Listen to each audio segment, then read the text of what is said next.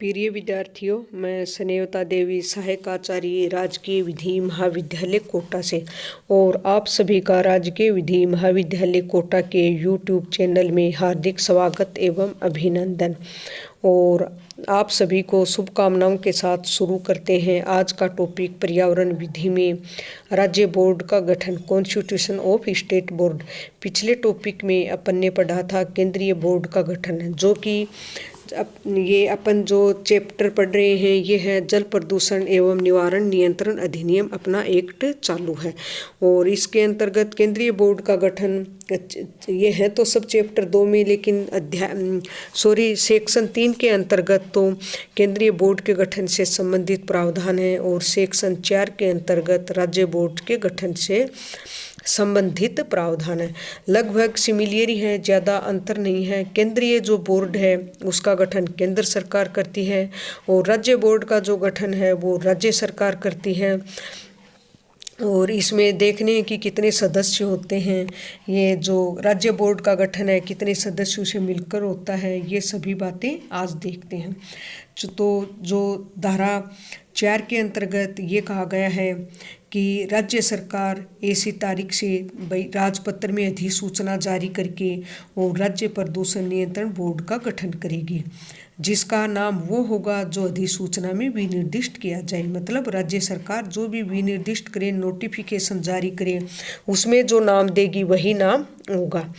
ठीक है। और वह इस अधिनियम के अधीन उस बोर्ड को प्रदत्त शक्तियों का प्रयोग और समनुदिष्ट कर्तव्यों को करेगा कि इसको कौन कौन से कार्य हैं, इनके क्या क्या शक्तियां हैं, वो समस्त इसके अंतर्गत आएंगे। फिर क्या है इसमें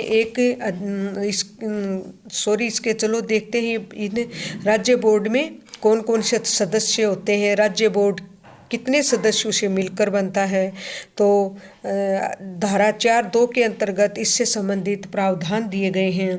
तो राज्य बोर्ड निम्नलिखित सदस्यों से मिलकर बनेगा, जिसके अंतर्गत राज्य सरकार द्वारा नाम निर्देशित किया जाने वाला एक अध्यक्ष होगा। कौन होगा?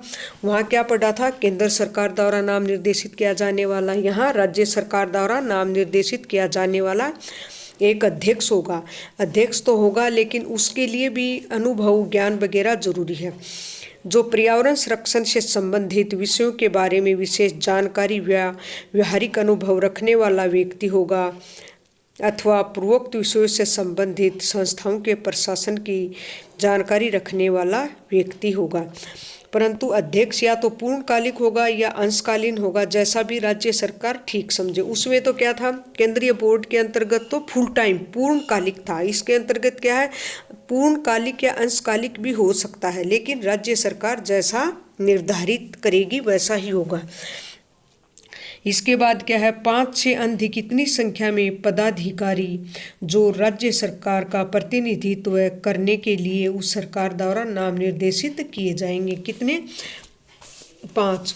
फिर क्या है, 5 से अधिक कितनी संख्या में व्यक्ति जो राज्य के भीतर कार्य करने के वाले स्थानीय प्राधिकारियों के सदस्यों में से उस राज्य सरकार द्वारा नाम निर्देशित किए जाएंगे। कौन? राज्य के भीतर कार्य करने वाले स्थानीय प्राधिकारियों के सदस्यों में से राज्य सरकार द्वारा नाम निर्देशित किए जाएंगे।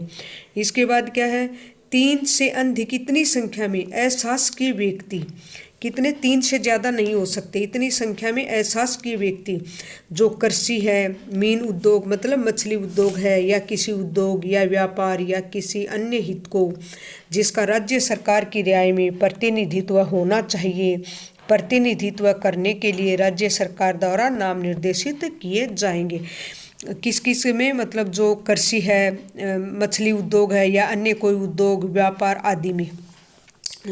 ठीक है। फिर क्या, राज्य सरकार के स्वामित्व, नियंत्रण या प्रबंधन के अधीन कंपनियों या निगमों का प्रतिनिधित्व करने के लिए 2 व्यक्ति जो उस सरकार द्वारा नाम निर्देशित किए जाएंगे।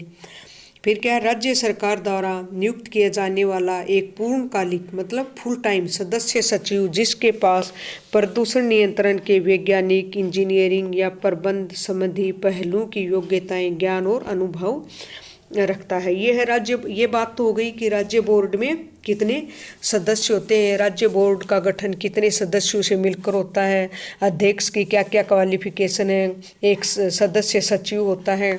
फिर राज्य बोर्ड के बारे में ही थोड़ी सी और चर्चा कर लेते हैं कि प्रत्येक राज्य बोर्ड जो है वो राज्य सरकार द्वारा अधिसूचना में विनिर्दिष्ट निगमित निकाय होगा। प्रत्येक राज्य बोर्ड जो संपत्ति को अर्जन करने, धारण करने, व्यवन करने या सुविधा करने के लिए भी इस अधिनियम का जो उपबंध है उसके अध्ययन शाश्वत उत्तराधिकार और सामान्य मुहर धारण करेगा तथा वह अपने नाम से वाद लाएगा या उस उक्त नाम पर भी वाद लाया जाएगा। मतलब ये खुद भी वाद ला सकता है, क्या होगा, ये निगमित निकाय होगा या इसके विरुद्ध भी वाद लाया जा सकता है। परंतु देखो आगे थोड़ा सा और मैं क्लियर करती हूँ।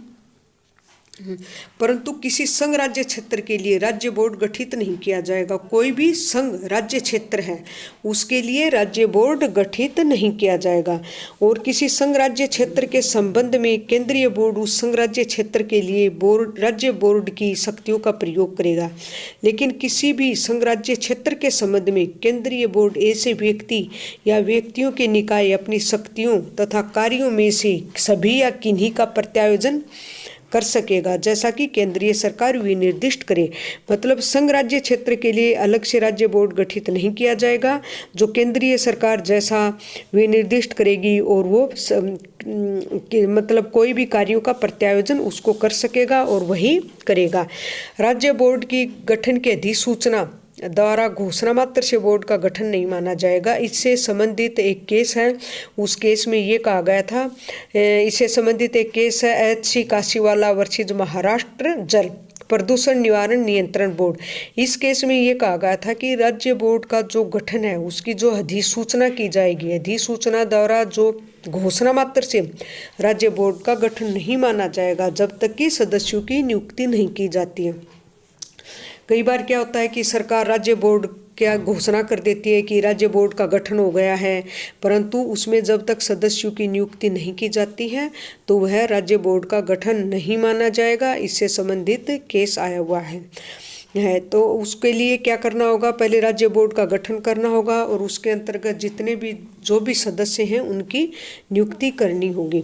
तो ये क्या था राज्य बोर्ड। अब राज्य बोर्ड में आपने देख लिया कौन राज्य बोर्ड का गठन कौन करता है, राज्य सरकार, और केंद्रीय बोर्ड का गठन कौन करती है, केंद्र सरकार। बस थोड़ा सा अंतर है इसमें, आपको देखना है कि कौन कौन से कितने सदस्य हैं, कितने, उसमें अध्यक्ष जो होता है वो पूर्णकालिक होता है। इसमें अध्यक्ष पूर्णकालिक भी हो सकता है और अंशकालीन भी हो सकता है, जैसा कि राज्य सरकार निर्देशित करे या राज्य सरकार कहे। तो ये क्या था, धारा 4 के अंतर्गत राज्य बोर्ड के गठन से संबंधित प्रावधान थे और अध्यक्ष जो है वो किन किन में अनुभव और जानकारी होनी जरूरी है और अब राज्य बोर्ड का जो भी कार्य हैं वो आगे आएंगे कि क्या क्या कार्य हैं, क्या क्या देखेगा और कौन कौन सी शक्तियां हैं वो अलग से सेक्शन में पढ़ेंगे, क्योंकि वो आपके सेमेस्टर में भी कई बार पूछ लेते हैं। और मैं आशा करती हूँ कि आपके ये टॉपिक समझ में आया होगा और इन्हीं शुभकामनाओं के साथ आप सभी को धन्यवाद।